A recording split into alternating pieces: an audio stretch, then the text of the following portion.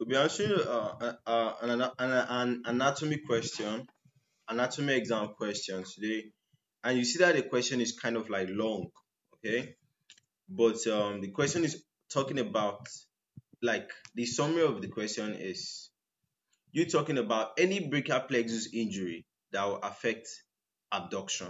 You get. So you see how the question is. So the question is just what, like a clinical presentation, a clinical scenario, which is nice because this like start building you guys for the clinical classes. You get. So let's read the question. Boy Alingo, all right, that's like his nickname. All right, he's the same person known as Chris. You get. So boy Alingo sustained a left brachial plexus injury in an acute accident. Okay, so after initial recovery, the following is observed. That's after like probably like a week or so that he started recovering. Then the following was observed. You should know that what his diaphragm was functioning normally. There is no winging of the scapula. These things will guide you to making your diagnosis. You get. There's no winging of the scapula. Abduction cannot be initiated, but after a little help. So the problem here is what? Abduction. But after a little help, Chris, that's the same person known as what? Boy Alingo, he was now able to fully abduct the arm. Now, from this amount of information and your knowledge of the formation of the brachial plexus, where would you expect the injury to be and not to be? Now, give anatomical reasons for your answer.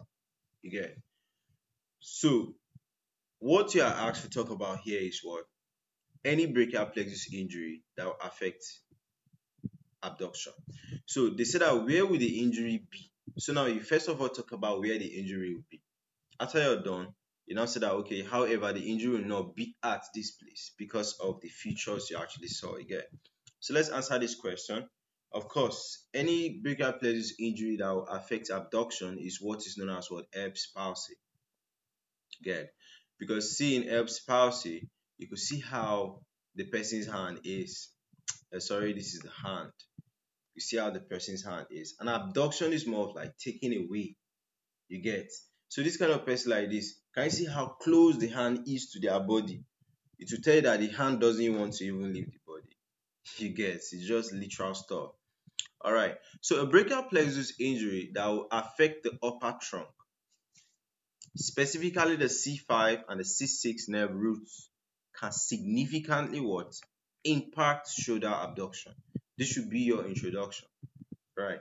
So this type of injury is often referred to as what? The Erb's palsy. Now, why does it affect abduction? Why does it affect abduction? So the muscles involved. So C5 and C6 nerve root, C5 and C6 nerve roots innervate muscles like the deltoid, the supraspinatus, and the deltoid and supraspinatus. Deltoid is this muscle on the shoulder, all right, and supraspinatus is the one around the scapula and all of that. They are actually crucial for shoulder abduction. You'll be able to take your shoulder away like this. Do you understand? Then loss of function. So damage to this nerve can lead to what? The paralysis of those muscles, making it difficult or impossible to lift the arm away from the body. All right. So you could see that common causes is from a fall or motor vehicle accident. And now they are saying that what? He had an acute accident. So after answering all these things, you now see that however, so this is like the upper trunk. However, the injury was, they said that what? Where would the injury be and not be? Okay, so it was not at the lower trunk of the brachial plexus because the lower trunk of the brachial plexus does not supply this what? Deltoid and supraspinatus. You understand?